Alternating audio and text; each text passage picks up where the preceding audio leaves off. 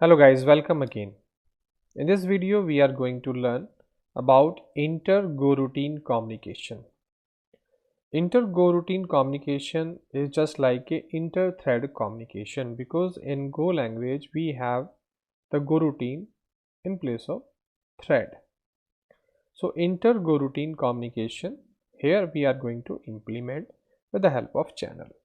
So here I'm just creating a first package main, and I'm creating a here function main, and in this function I'm going to call two methods, one for getting a sum. So I say function get sum like this, and here I just use n1 to get the get rand number like this, and n2 using get rand number like this. Then I use sum to sum number 1 plus num2 like this. So I have to create this get rand also. So I say create function, I say get rand, and here it will return a int value, and I'm just returning here the rand dot int n of 100 number range. I save this, and here I just do sum, and I'm passing here the channel is called result,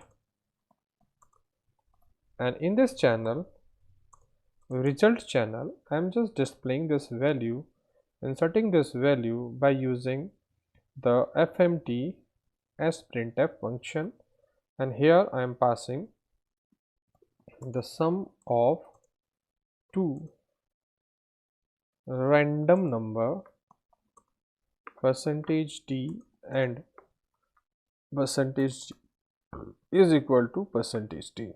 That means n1, n2 and sum like this.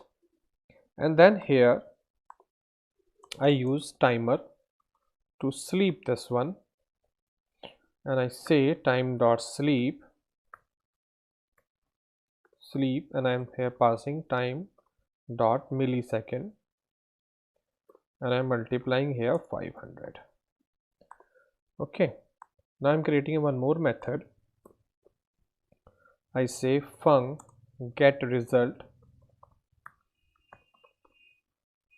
like this, and here I am also passing a channel is called result, same channel string type, and it will display fmt dot println. It will display the value of result one by one, and here I am also using the timer like this. Now I'm calling here, I'm creating first of all the result type of channel for inter-Goroutine communication. I say make, I say chan and string type. Now I just call for loop. I say I equal to 0 and I less than 10 and I plus plus. So 10 times I've called this, and I call get sum function here, and I pass here result like this. Again I pass get result, spelling mistake is there, lt, so I say get result here. Okay, and I'm passing again here this result, and I'm setting a timer also like this. This timer I am setting here for 1 second like this. Okay, and now finally I can close my result channel. I save it and I try to run it, and you will see that one by one they are communicating with each other. And how they are communicating, just understand here once more. We have a two Goroutine, Goroutine 1, Goroutine 2, and from the random function I'm getting a random number, I'm getting a sum of this, and I'm just making this information and passing to the channel.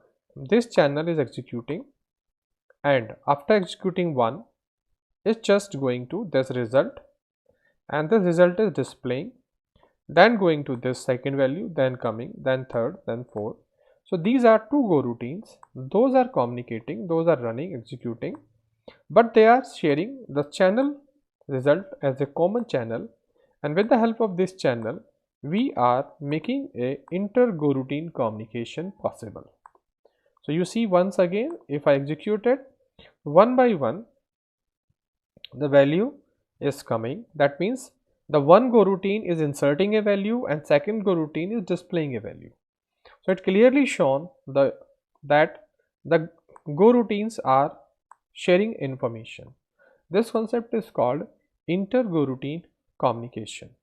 So that is the way to make this concept possible in Go language by using channel. So I have explained you with the example, a very simple example.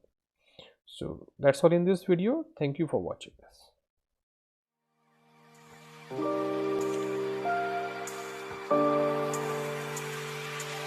this.